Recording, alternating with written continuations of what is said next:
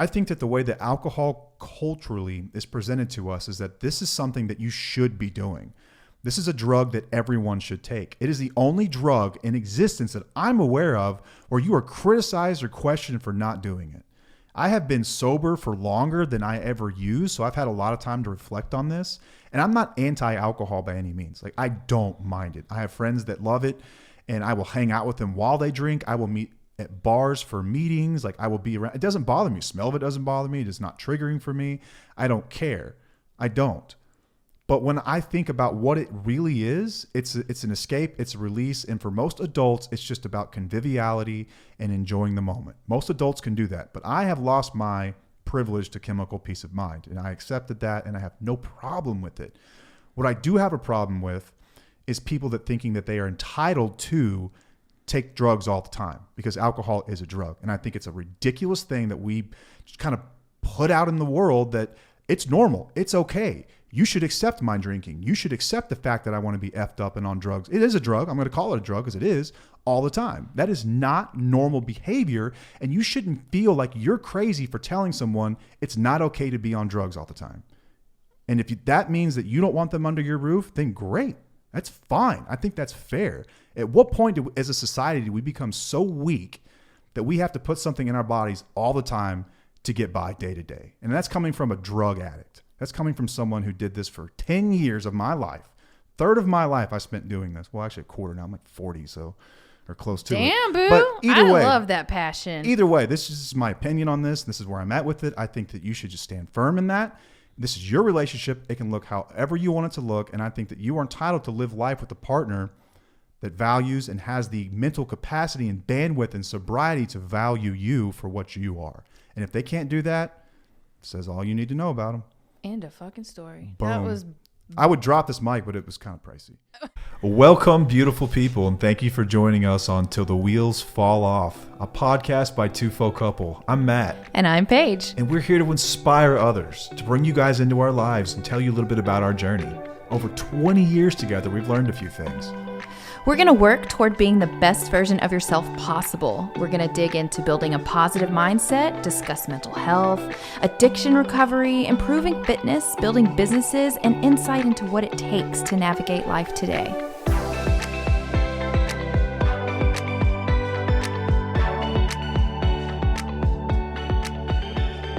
Welcome back to another episode of Till the Wheels Fall Off. I'm Paige. And I'm Matt. And your cadence was just a little bit off there, but we can work on it. I'll show you. Okay, thanks. I think it's still pretty solid. Like if I'm giving gymnastics score here, I'm saying that's like that one's like a 6.9, 6.8, 6.8. Okay, well, you usually do the intro, and this time I wanted to change it up. She goes, "Can I do the intro?" I'm like, "Yeah, I don't care." I know fine. It's not nearly as good as yours. So you have that's not true. It's just that what people hear over and over, and it just becomes like a comfort bias. Okay, well, this is a different episode, so that's why I wanted to do it. This is in between episodes. We're doing a special one based on TikTok questions. Yeah, this is cool. So we have got an audience that's big enough now where we can say, "What questions do you guys have?" Because it's weird being like a content creator, a podcaster, any kind of content creator, I guess. But you're talking to an audience and you're not 100% sure if you're even talking about things that are relevant to them. Mm-hmm. So for a lot of times it feels like you're just walking around with your eyes closed in the dark and you're like, "Can you guys hear me? Is this helping?" Yeah. You know, but it's really cool when you get an audience big enough where they can reach out. So we took just a handful of the questions that we got from that post, and the TikTok's actually been really lit. And I wasn't so sure about TikTok in the beginning. You're not supposed to say lit if you're over 35 years old, dear. Man, I come from the streets. I can say what I want. It's so true. Okay, keep going.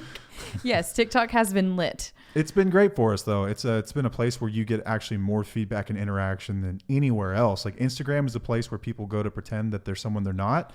Facebook is a place where old people go to put inappropriate things on the internet. And TikTok has been a place where people will actually reach out and ask like sincere questions. And I never thought that would be the case. Right. Yeah. We were kind of on the, we weren't going to get on TikTok. Like we were not, what is that word I'm looking for? Damn it.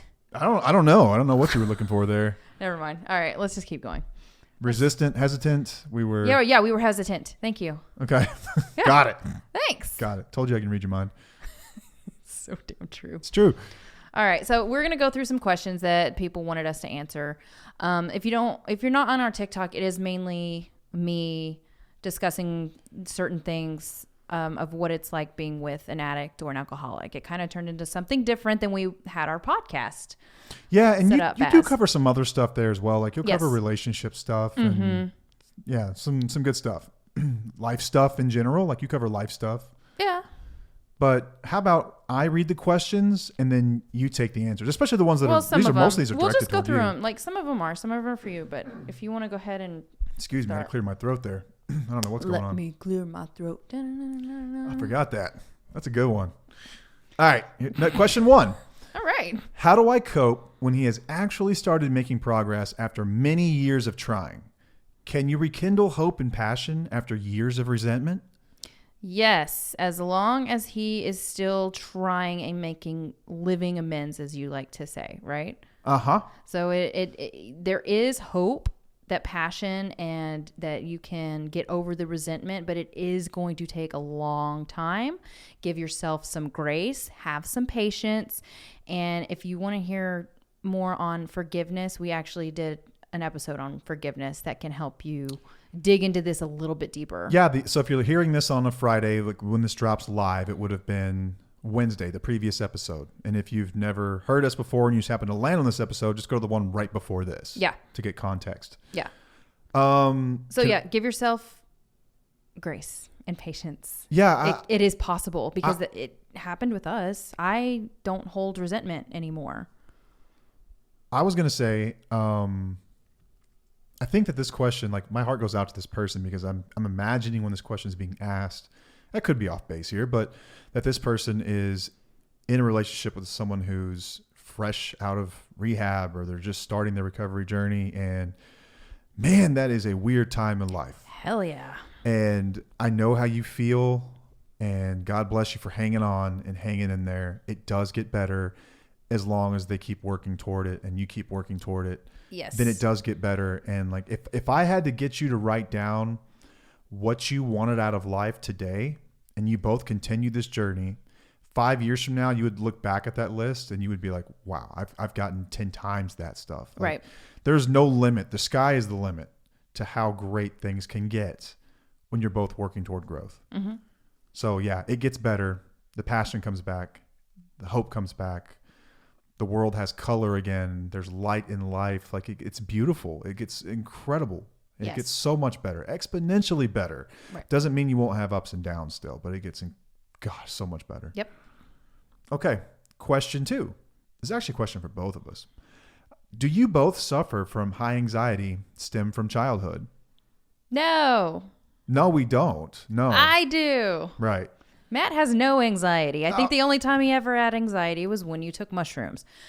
That one time was really bad. But honestly, like, okay, you answer, then I'll go. I'll kind of provide some color here. But yeah, go ahead. Well, no, I had anxiety as a child. I used to have these crazy stomach aches, and I realized as an adult that it was really anxiety. I don't know necessarily where it came from, but yes, I have been an anxious person since I was a young child. But I know for Matt, this is not the case.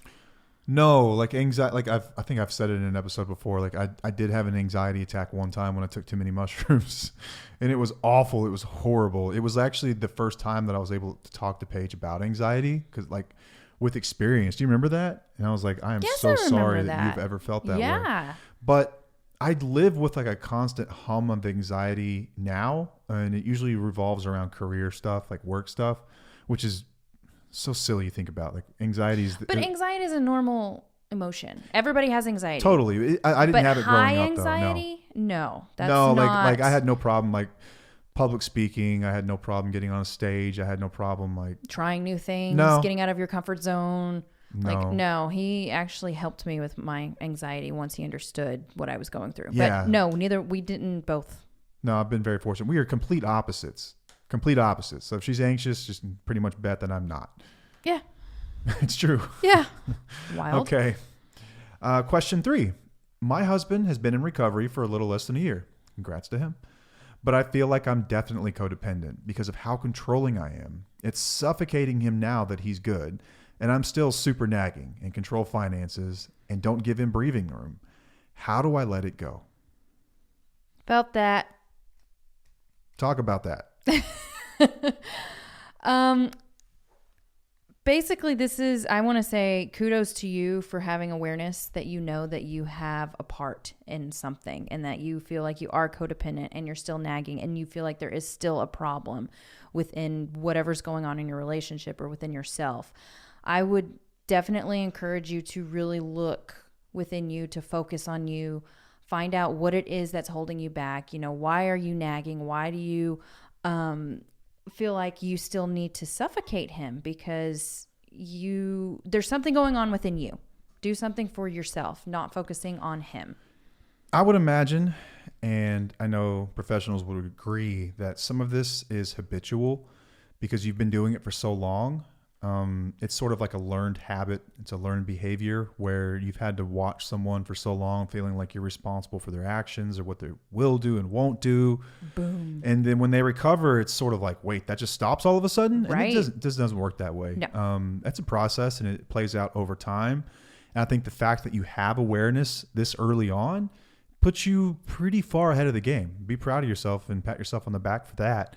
And as Paige said, you know, we've got episodes on codependency. We've got guides on codependency, more TikTok videos than I can count on codependency, and tons of tips and tricks and books. It's complex. It's not like, it's not a quick fix. It's not something that I can tell you specifically how to let go. It's a process. Yeah. You don't just let it go. You don't just make the decision. All right, I'm done. It takes your some time, awareness. right? That's the first step. Yeah. And it's the willingness to actually look within you to make the changes necessary for you. Right. It's been a learned behavior over quite some time. And so, you know, be gentle with yourself and understand that. And he shouldn't be upset about it either, because you wouldn't have these behaviors if he hadn't earned it, right? Ooh. So it's an earned behavior on his part to some degree. Some of it was always there within you. Some of it was always there, right.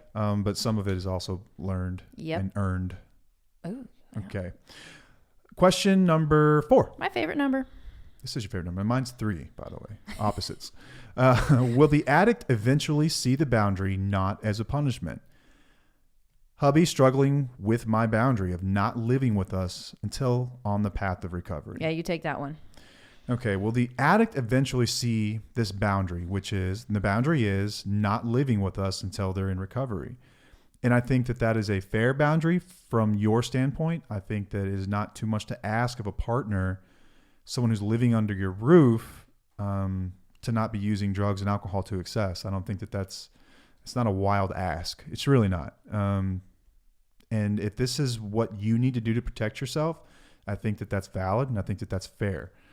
Will this addict eventually see this not as a punishment? So here's the thing about addiction in general. When you're in it, like when you're really in it and you're using actively, you don't really process things rationally, right? You're going to look outward and you're going to look at, why is this someone else's fault, before you look at your own part in these things. And it's really, really difficult, I know, as an addict to take responsibility. So they will probably for quite some time blame you for this, tell you that you're evil and that you're cold and that you're ruthless and who knows what else, probably say some really ugly things. But I would stand firm that this is not a huge ask, right? So will they ever see it as not a punishment?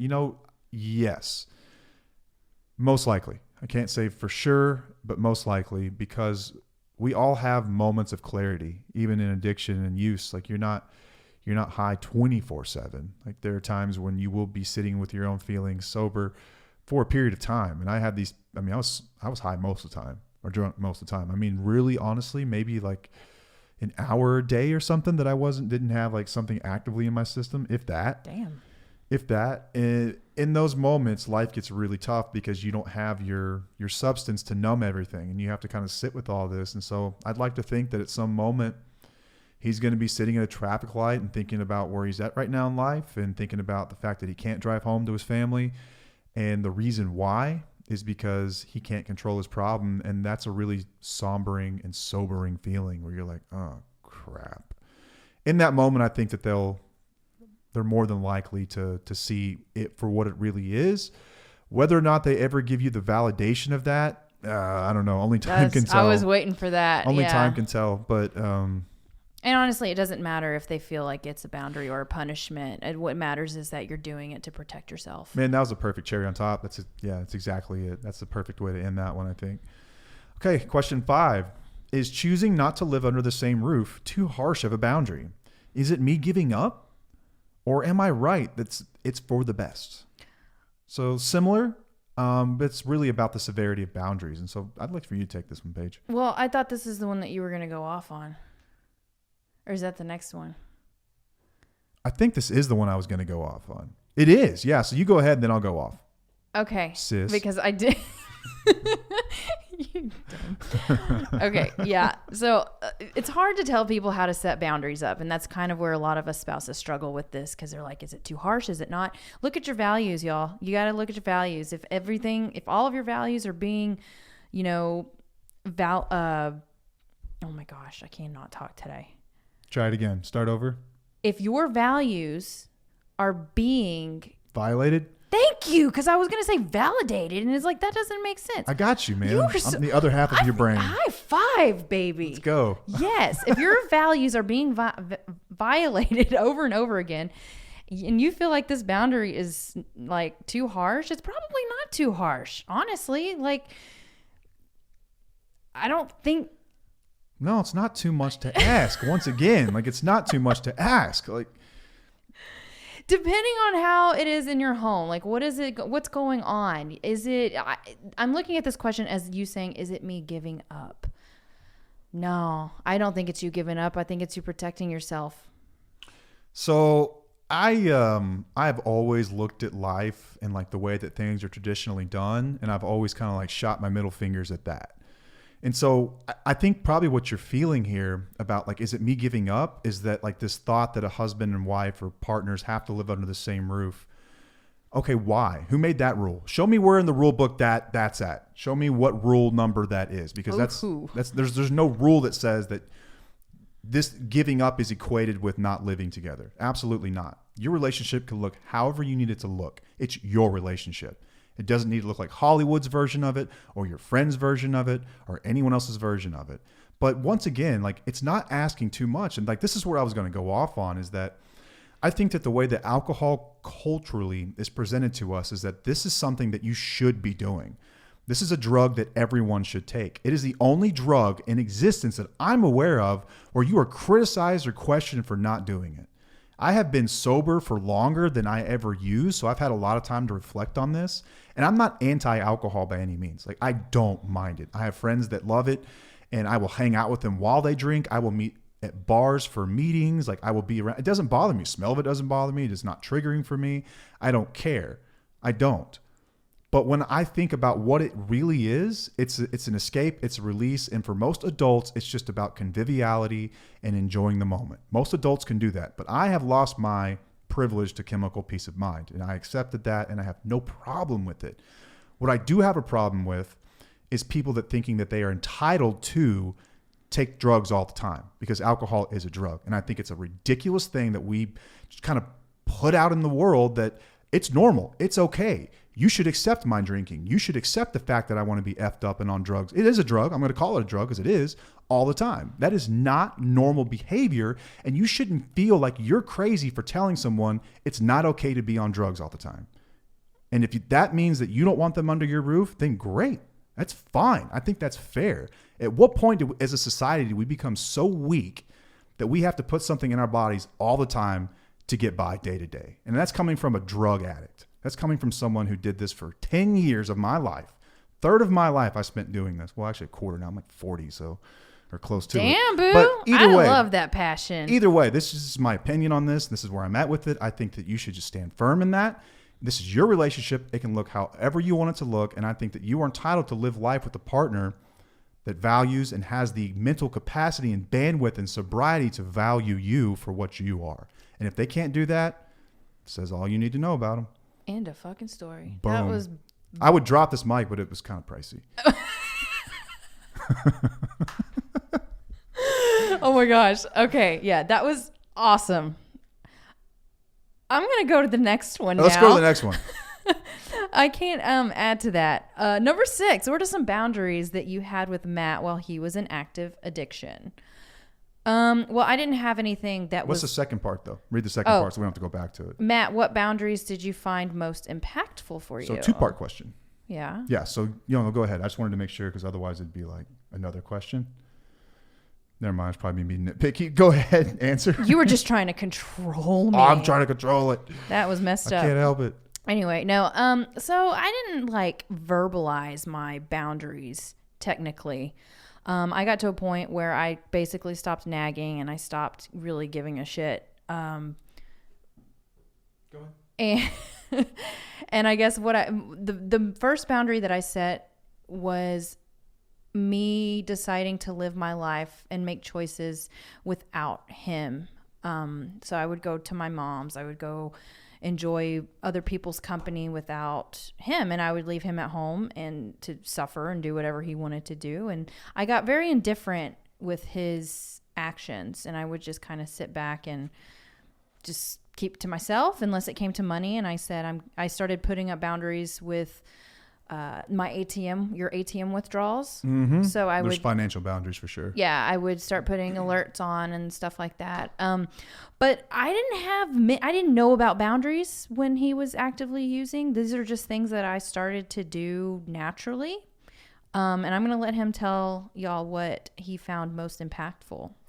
Yeah, like as she kind of described just now, I think that you nailed it. Like at that point in our lives, there weren't a whole lot of like verbalized boundaries, and that's partly due, I think, to be at the fact that I was hiding my addiction, and you weren't 100% sure, right, how much I was doing, or if I was really doing it all the time, Yeah. or like it was.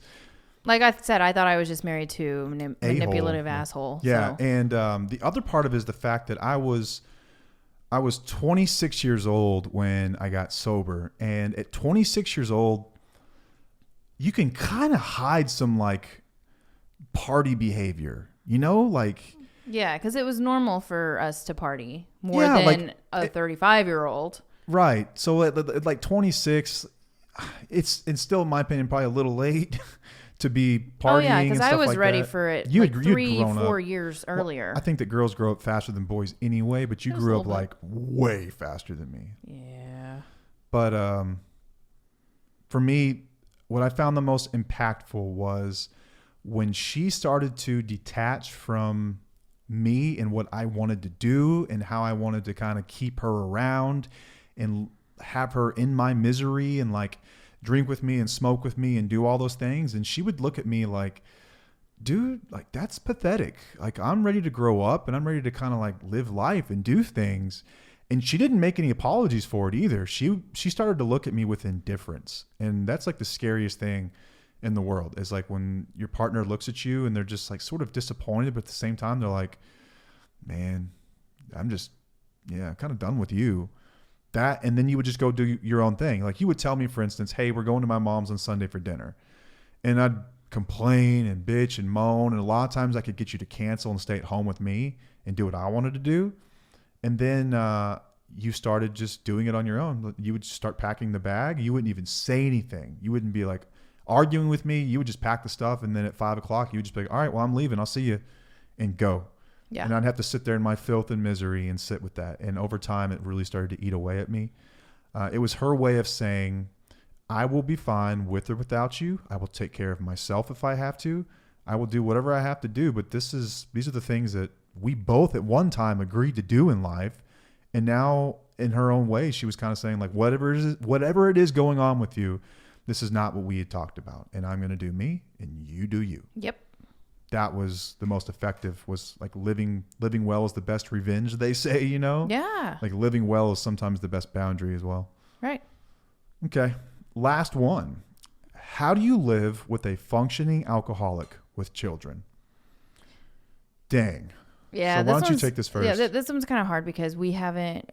Sydney, our oldest daughter, was 9 months old when Matt went to rehab. So we only had 9 months of functioning alcoholic. Yeah, quote unquote. Yeah. And I have to say there were a lot of red flags whenever he would take Sydney to do something or stay up late with her or being around. Like, I was not fully comfortable with him being with her.